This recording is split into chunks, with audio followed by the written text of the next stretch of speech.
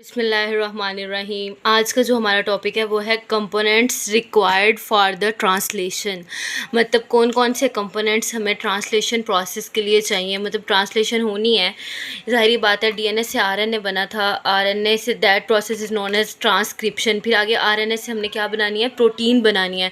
That process is basically known as translation. अब उसके लिए हमें कुछ ना कुछ कंपोनेंट्स तो चाहिए होते हैं ना। जिस तरह से हमने कोई चीज़ कुक करनी है तो हमें उसकी रेसिपी पता होनी चाहिए, उसके कंपोनेंट्स और इंग्रेडिएंट्स पता होने चाहिए। इसी तरह बिल्कुल ट्रांसलेशन जो है उसके लिए हमें कौन कौन से कंपोनेंट्स और इंग्रेडिएंट्स की ज़रूरत है वो यहाँ पे हम देखेंगे कि उसके अंदर क्या क्या चीज़ें यूज़ हो रही होती हैं।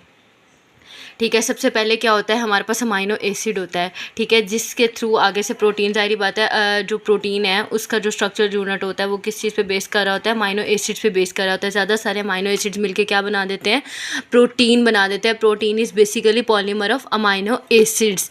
ठीक हो गया। उसके बाद हमारे पास ट्रांसफ़र आरएनए चाहिए होता है। हमें पता है ट्रांसफ़र आरएनए क्या काम करता है, अमाइनो एसिड को ट्रांसफ़र करता है। ठीक है, उसको एक जगह से दूसरी जगह लेके जाता है अमाइनो एसिड को। उसके बाद आगे हमारे पास एंजाइम है amino acid transfer RNA synthetase. ये एक ऐसा एंजाइम है जिसका अभी हम ऊपर प्रोसेस और सारा पढ़ेंगे कि वो किस तरह से अमाइनो एसिड की चार्जिंग में इन्वॉल्व होता है।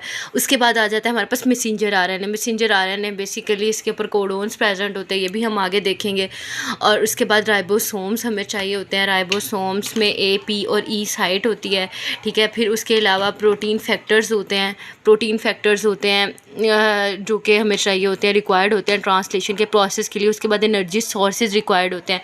इसमें एटीपी और जीटीपी दोनों चीज़ें आ जाती हैं। एटीपी के दो मॉलिक्यूल अक्सर मतलब जो ज़्यादातर यूज़ हो रहे थे वो एटीपी और जीटीपी के जो है ना हाई एनर्जी बॉन्ड मॉलिक्यूल जो यूज़ हो रहे होते हैं, जिससे हम एनर्जी यूटिलाइज़ करते हैं। और ये प्रोसेस में, ट्रांसलेशन के प्रोसेस में यूज़ हो रहे होते हैं, मतलब एटीपी और जीटीपी। उसके बाद है राइबोसोमल आरएनए होता है। ठीक है, राइबोसोमल आरएनए होता है और राइबोसोमल प्रोटीन्स होती हैं जो कि इस पूरे के पूरे प्रोसेस में इन्वॉल्व होती हैं। सबसे पहले जो काम होता है ना, अब ये सारे के सारे कंपोनेंट्स हैं जो कि मिल के किस चीज़ में इन्वॉल्व होते हैं, ट्रांसलेशन के प्रोसेस के अंदर इन्वॉल्व होते हैं। अब जो मेन चीज़ है ना हमारे पास वो है चार्जिंग ऑफ ट्रांसफ़र आरएनए। मतलब हमारे पास ट्रांसफ़र आरएनए उसकी चार्जिंग किस तरह से होगी। अब बेसिकली ट्रांसफ़र आरएनए का काम क्या है, हमें पता है कि उसने ट्रांसफ़र करना है अमाइनो एसिड को from one side to another side, कि वो उसने अमाइनो एसिड्स को ट्रांसफ़र करना है। ठीक है, for the process of translation. ठीक हो गया। अब हम यहाँ पे देखते हैं कि उसकी चार्जिंग किस तरह से होती है। ठीक है, ये अब आगे, अब ये हमारे पास ट्रांसफ़र आरएनए है।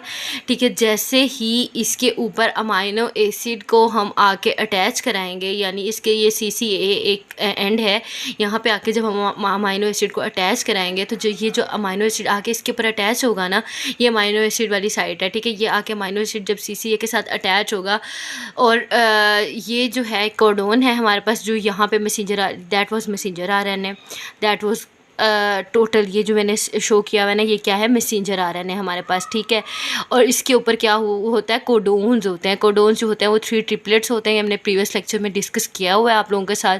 ठीक है, अब इस कोडोन के ना कॉम्प्लीमेंट्री और हम देखते हैं कि एंटी पैरेलल और कॉम्प्लीमेंट्री, एंटी पैरेलल और कॉम्प्लीमेंट्री एक ऐसे ही कोड होगा जो कि यहाँ पे एंटी कोडोन्स कहलाते हैं। ठीक है, तो ये अब इसके कॉम्प्लीमेंट्री भी है और एंटी पैरेलल भी है। ठीक हो गया, ये इसको हम कहेंगे एंटी कोडोन। और जो ये वाली ट्रांसफ़र आरएनए की साइट होगी ना, उसे कहेंगे एंटी कोडोन साइट। यहाँ पे एंटी कोडोन्स प्रेजेंट होंगे। AUG किसको कोड कर रहा है, मिथ्योनिन को कोड कर रहा है। हमें ये बात पता है कि वो मिथ्योनिन को कोड कर रहा है। ठीक है, और ये क्या है, AUG एक स्टार्टिंग कोडोन है। यहाँ से बेसिकली क्या होगा, इनिशिएशन होगी और स्टार्ट होगा जो भी फर्दर प्रोसीजर होगा। उसके बाद अमाइनो एसिड को अब हमने इस CCA कैप के ऊपर अटैच कराना है। वो हम ऊपर देखेंगे कि किस तरह से जो है ना चार्जिंग होती है ट्रांसफ़र आरएनए की। जब ये जो अमाइनो एसिड है ना इस CCA cap of the transfer RNA के साथ आके अटैच कर जाएगा, जब ये वाला अमाइनो एसिड इसके ऊपर आके अटैच होगा तो then this amino acid, this transfer RNA amino acid जब आके अटैच हो गया।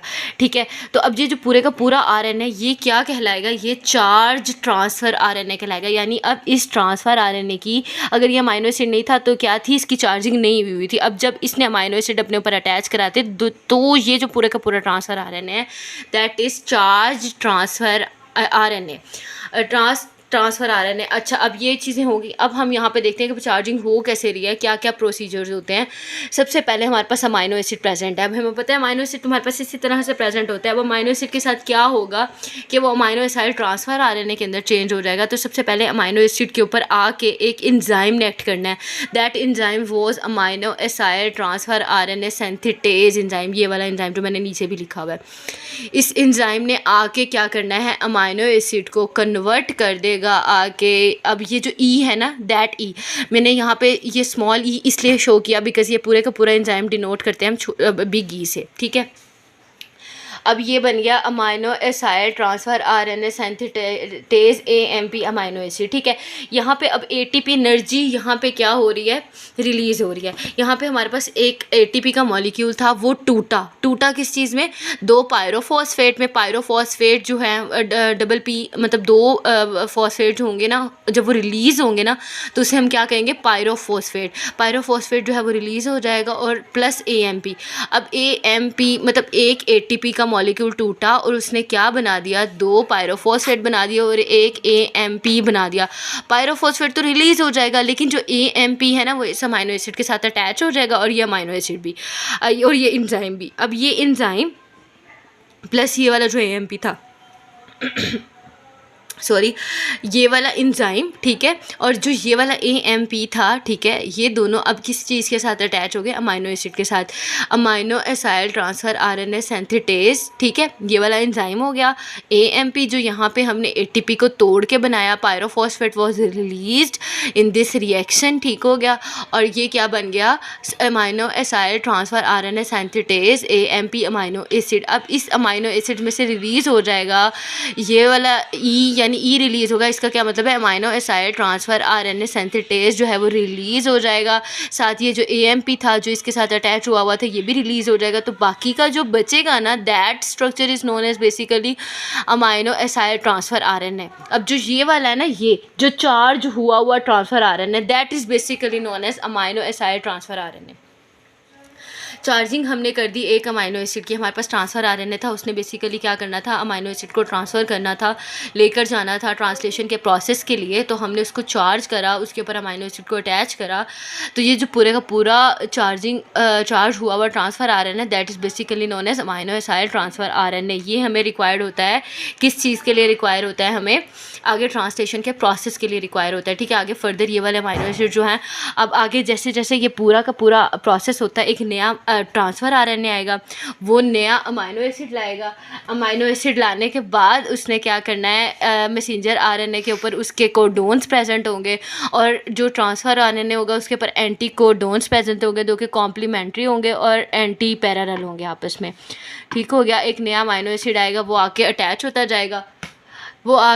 होता जाएगा और उसके बाद एक लंबी लॉन्ग चेन के फॉर्म में प्रोटीन की सिंथेसिस होगी, वो भी हम आगे देखेंगे इंशाल्लाह इसके प्रोसेस में। तो फर्दर हम इसकी इनिशिएशन, एलोंगेशन और टर्मिनेशन, ट्रांसलेशन के प्रोसेस की वो डिस्कस करेंगे। So stay tuned, like share and subscribe my channel.